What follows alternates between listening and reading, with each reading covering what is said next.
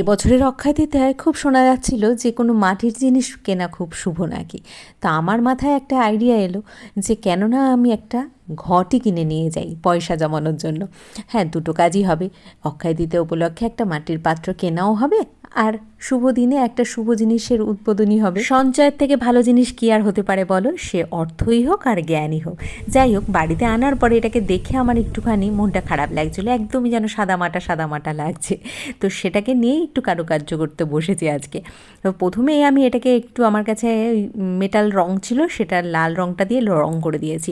যদি তোমরা প্রফেশনালভাবে করতে চাও তাহলে কিন্তু এটাকে আগে একটা প্রাইমার করে নিয়ে তারপর রংটা করলে ভালো হতো, তাহলে না রংটা বেশ আরও একটু উজ্জ্বল হতো আর কি।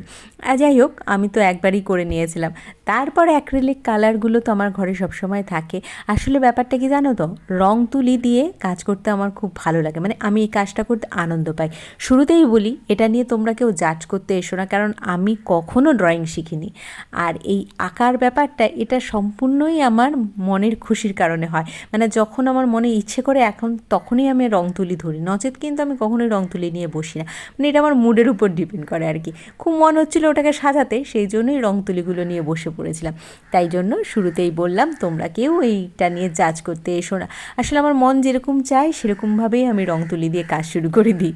তো যাই হোক, আমি তো সাধারণত প্রথমে ভেবেছিলাম কলকা করব। তা কলকাটা কমন ব্যাপার, এগুলোতে মাঝে মধ্যে এরকম কলকা দিয়ে বিক্রিও হতে দেখা যায়।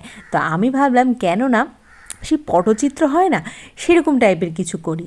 যেমন দেখবে গ্রামেগঞ্জে বয়স্ক মহিলারা, আমাদের এখানে মেলা বসেছিল, সেখানেও আমি দেখেছিলাম বেশ কিছু বয়স্ক মহিলারা বসে বসে দেন সঙ্গে সব কিছুর উপর এরকম যেরকম বলবে সেরকম চিত্র তৈরি করে দিচ্ছে।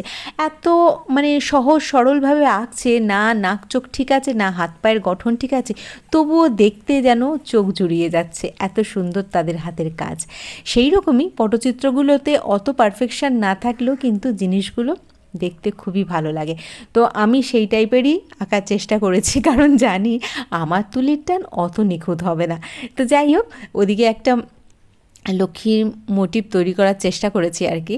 আর এপাশে ভাবলাম মা লক্ষ্মী যখন আঁকলাম, তাহলে তার সাঙ্গপাঙ্গ আঁকবো না কেন, প্যাঁচাটাও এঁকে নিলাম। আর প্যাঁচার চোখটা তো বেশ গোল গোল বড় বড়ই করেছি, কিন্তু বডিটা আরও বেশি গোল হয়ে যাচ্ছিলো। যাই হোক, সেটাকে আবার তুলির টানে আস্তে আস্তে ঠিক করার চেষ্টা করছি।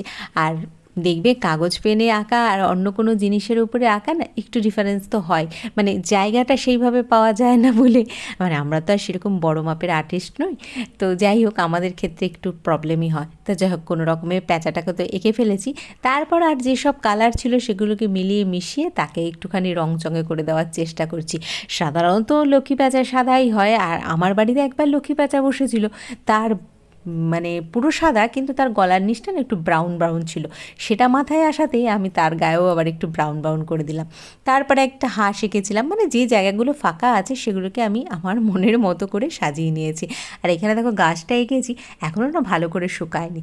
সকালবেলা উঠেই আগে ছুটে চলে এসেছি, দেখো গাছটা যে শুকিয়ে গেছিলো তার উপর আমি এই কালো দিয়ে পাতা পাতা ডিজাইন করে দিয়েছি। এবার দেখতে ভালো লাগছে কিনা বলো গাছটা? যদি একজন আর্টিস্টের চোখ দিয়ে দেখো তাহলে এর মধ্যে অনেক ভুল খুঁজে পাবে, কিন্তু যদি আমার মতো সাধারণ চোখ দিয়ে দেখো তাহলে কিন্তু আমার তো বেশ ভালোই লাগছে, আমার মন খুশি হয়ে গেছে একে। তোমাদের কেমন লাগছে অবশ্যই কিন্তু জানিও। মা লক্ষ্মীকে দেখো কত সুন্দরভাবে সিঁদুর টিঁদুর পরিয়ে দিয়েছে আমি, একদম সুন্দর একটা মিষ্টি মুখ লাগছে, তাই কি না? এবার দেখো পুরোটা কমপ্লিট হয়ে গেছে। এবার সকালবেলা আমি তোমাদের সবগুলো মোটিভ ঘুরিয়ে দেখাচ্ছি। এটা একটা গাছ এঁকেছি, তারপর গাছের পাশে এপাশে রয়েছে মা লক্ষ্মীর মূর্তিটা, মানে মোটিভটা আর কি। বেশ ভালোই লাগছে। গলা আবার একটা ফুলের মালাও পরে করে দিয়েছিলাম, সাদা রঙটা একটু বেশি হয়ে গেছিলো বলে। আর এখানে আছে লক্ষ্মী প্যাঁচা, তার পাশে রয়েছে একটা ছোট্ট একটা মোটিভ টাইপের। তারপরে করেছি আমি একটা লক্ষ্মীর ঝাঁপি। তারপর এখানে রয়েছে হংস মামা, আর সেই পর ঘুরে গেছে আবার সেই গাছ, আর জায়গা ছিল না আর কি। আর নিচের জায়গাগুলোতে একটুখানি যা যা রঙ বেজেছিল সেগুলোকে দিয়ে হালকা হালকা করে একটু ডিজাইন করে দিয়েছি। তলায় একটা আবার গোল গোল করে বর্ডারও করে দিয়েছিলাম। আলটিমেটলি দেখতে কিন্তু জিনিসটা সুন্দর হয়েছে। যে কোনো সাধারণ জিনিসকে যদি নিজের ভালোবাসা দিয়ে সাজানো যায় সেটা তো অসাধারণ হবেই। তো আমার মতো আমার বাড়িতে সাধারণ সিম্পল জিনিসগুলোকে আমি এইভাবেই সাজিয়ে গুছিয়ে নিজের মতো করে রাখতে বেশ পছন্দ করি। কেমন লাগলো তোমাদের জানিয়ে যেতে কিন্তু ভুলো না। ভালো লাগলে একটা লাইক অবশ্যই করো আর ছোট্ট করে একটা কমেন্ট করে দিয়ে যেও।